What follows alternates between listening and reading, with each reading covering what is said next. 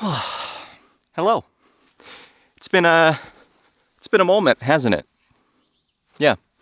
Sorry, there's not really an excuse for that, I guess. Maybe some excuses, but not in the traditional sense. Anyway, this here is a lookout tower, and it has been my home for about the last 2 months here. Yeah, it's been, let's say, an experience. What does it look like to be a lookout observer? Well, the primary objective is to spot fires. That's it. That's why it's got to be up that high, because you need to be able to see over all the trees around for about 40 kilometers. My range, I can see sometimes up to 100 kilometers away. But yeah, we just scan the skies or scan the trees, really. This top little beast right here is called a cupola, and that is very tiny. And when you spend 9 to 10 to 12 hours in there a day, it gets a little crazy, and you start to feel some really strange things. Anyway, that's really what this is all about. It's not really the looking for fires sort of thing. It's the managing life all on your own.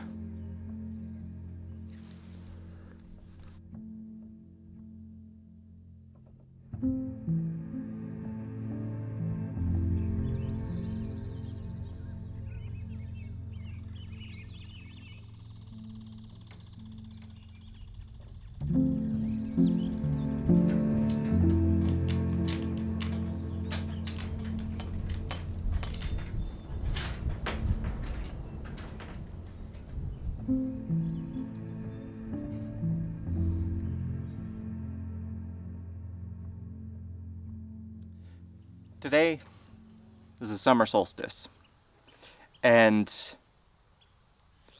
that day feels significant for some reason. Maybe it's the solar significance or some sort of deeper spiritual significance, but it's got me thinking. I mean, a lot of being out here alone has got me thinking. It's got me thinking about myself and who I am and who I want to be. I think today is the day where I allow myself to become myself. That's a interesting thing. So let me unpack that just a little bit further.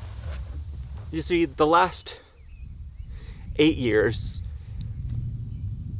I thought I've been searching for myself. And in a lot of ways I have. But in a lot of ways, I haven't. 8 years ago, I left the church, and in some ways deconstructed, but not all the way. It just so happened that I became a Christian during the most formative identity creating years of my life. You know, the teens, the 14 through 18. That is where you're ushered to become your own version of yourself, create your identity, figure out what you are and who you are going to become. When you surrender and you turn your life over to Jesus, the first thing that you're kind of let known and told is that you are God's, that everything you do is in servitude to Him. And as such, the most formative years of your identity forming life, when they are spent in service to another being that is besides yourself, not learning who you are, but rather who somebody else wants you to be, that is exactly how you spend your days. And when you leave the church and you realize that there is no identity to be found in yourself outside of somebody who loves Jesus and, surrenders their life to God, they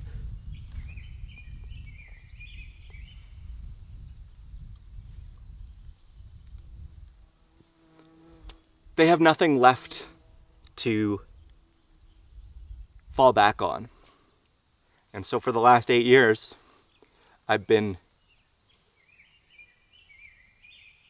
searching for that thing to fall back on and realizing that it was never there. This is probably going to be a bit of a heavier video.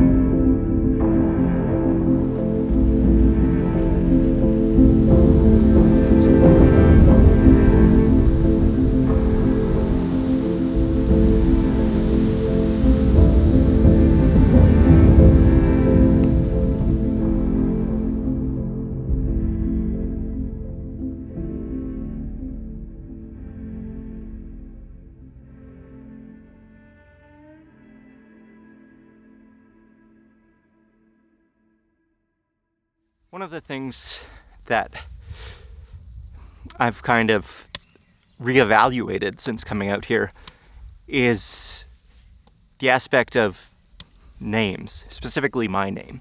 And something that I've come to realize is that my name makes me uncomfortable. Now, I want to preface this by saying the name Nolan is actually a good name.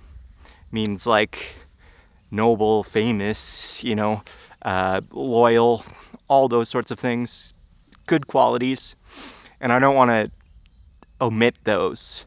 However, I also found that growing up, it weighed heavy on a conscience that already felt like it was nothing. As somebody who grew up hearing, nobody says that, nobody does that, or I guess in this case, no one does that. Not anyone, no one. And I would often mishear that as Nolan does this. Nolan does that. And at a certain point, I started conflating the idea that myself and the name Nolan was synonymous with no one. And upon surrendering my life to Jesus and becoming a Christian, also with the values of, loss of self, loss of identity, in everything you do, being in service to God, and all of your talents and everything like that are God's, not yours. That really became an overwhelming source of my depression. And upon coming out here, I finally realized that the reason I didn't know who I was, the reason why I've been searching for my identity this whole time and haven't found anything, is because I didn't have one. It was always based in somebody else, something else. And for the first time, I'm actually starting to realize, after coming out here and spending a lot of time cooped up in that building just with myself, that once you strip away everything, all the people that you need to impress, all the lives that you serve, when it's just you and yourself, you start to realize how much you think of yourself, or how little you think of yourself in my case. And I started to realize that once I stripped away all the people from my life, once I stripped away needing the validation of people, once I hard ejected from that life, I started to realize that I didn't know how to care for myself. I didn't know what I wanted. I didn't know who I was. And the person that was looking at the mirror was not the person that I was. It was a stranger. And it wasn't that I didn't know myself in the mirror because I had done so many things that had pulled me away from who I was in that mirror, but it was more of a realization that I never embodied the person that was in that mirror, which is such a bizarre experience to have when you look at yourself in the mirror and there's no connection to them whatsoever. Realizing that the name Nolan became synonymous with this lack of identity, this nothingness, no one-ness, I started calling myself different things, different names, just to see what felt right. And one day I looked in the mirror and I called myself Leaf. I think something worked. I don't know specifically why that name means something to me. I like it. It feels good. But also looking in the mirror and just saying that to myself connected me with the person that was in that mirror. I think that's so very important. And it's important to me as I'm on this journey of truly self-discovery and becoming the person that I've always been. Such a strange time. It's such a strange world out here. Being completely alone. Just with your thoughts and starting to realize, the things that make you you and things that you've been doing for so long that haven't been you. And you've been doing them for others because you've been told you have to do them, because you've been told that that's who you are. But when you take a step back and you look in the mirror, and if you don't recognize the person that's standing there in front of you, if you don't connect to them at all, maybe you have to start to evaluate.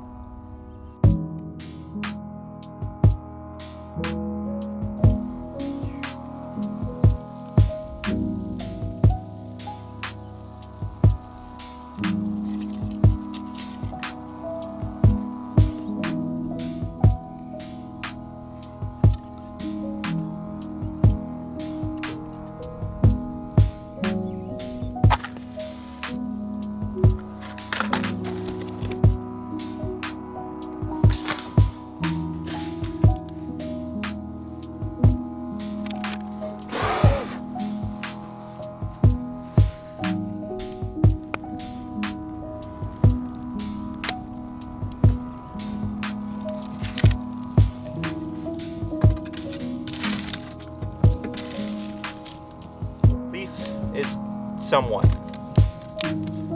and his personhood is valid. He is self-affirming, caring, expressing, creative, explorative, just like the explorer Leaf. He knows his own value. He's adventurous. And he allows himself to take up space. Kind, he's generous. Most of all, he's important. He's important to himself, and he's important to the people around him.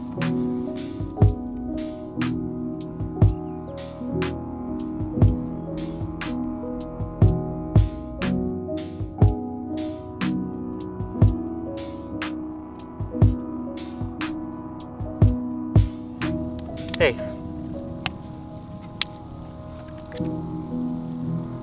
It's nice to meet you all again.